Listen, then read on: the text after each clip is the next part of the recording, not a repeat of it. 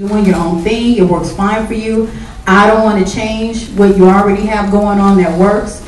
But if you need something extra and you have a question about it, ask me. I love the questions. These beautiful ladies up here are my models. I did start doing some of them downstairs, and they all have different curl patterns, curl textures. A lot of times, now that they have these curl codes, the women say, well, what curl texture am I? I don't know my curl texture.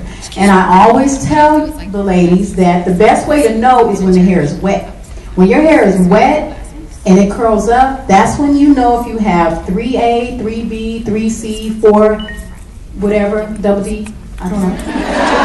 That's when you know. That's when you know.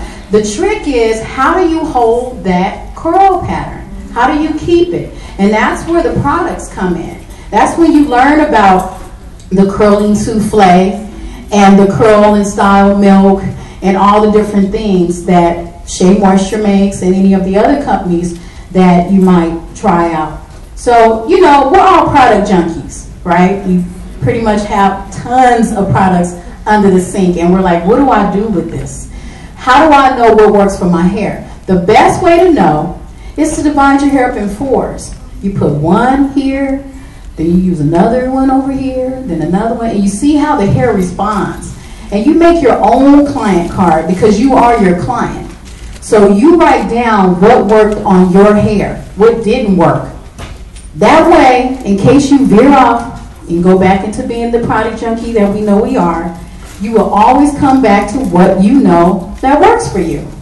It makes sense, right? And that's with shampoo, conditioner, styling products, all of that. So I'm going to start with shampooing. Often, a lot of people don't know how often to shampoo. When I had hair, now I have scalp, my baby hair. When I had hair, and I had a lot of hair. I've had locks, I had afro, I've had twists, I even had a weave, which I felt like was a little chia pet for me on my head. I got hot, I had to take that thing off. But really just, you know, being a product junkie, being someone who kept changing my hairstyle, what I've learned about myself is I became hair obsessed. I call it hair obsessed. It's when every other week you're like, what next, what next, what next?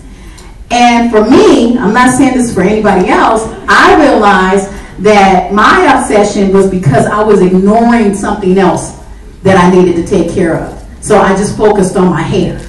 So when I realized that, I said, let me cut this sucker off. Let me figure out what's really going on. And that's when I realized I need to get rid of the man. That's when I was like, okay, I need to cut some stuff out my life, because every time I was irritated, I would change my hair. But it had nothing to do with my hair. So I cut my hair off, I got very clear, I got organized, I got rid of the guy. Of course, after I cut my hair off, he wanted to come back. Because believe it or not, men do like bald heads. Didn't know.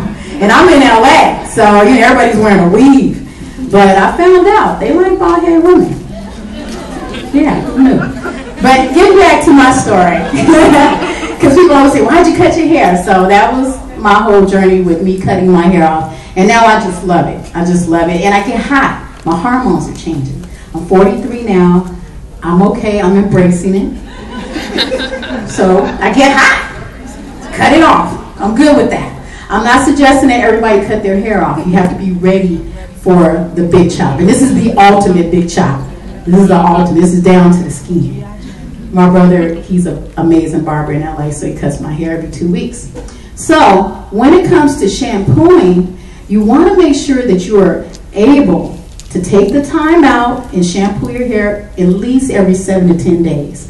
Some of us can go once a month. When I had more hair, I shampooed my hair probably every 4 weeks. And it was fine. But also, I didn't have a lot of sebum coming up off my scalp, so I didn't have a lot of oil. My hair wasn't oily. I didn't have a lot of buildup. If you have a lot of buildup, or if you're on medication, or you know, you sweat a lot, or you work out, you probably need to shampoo your hair a little bit more often. So just, you know, looking to see what your habits are, your lifestyle habits.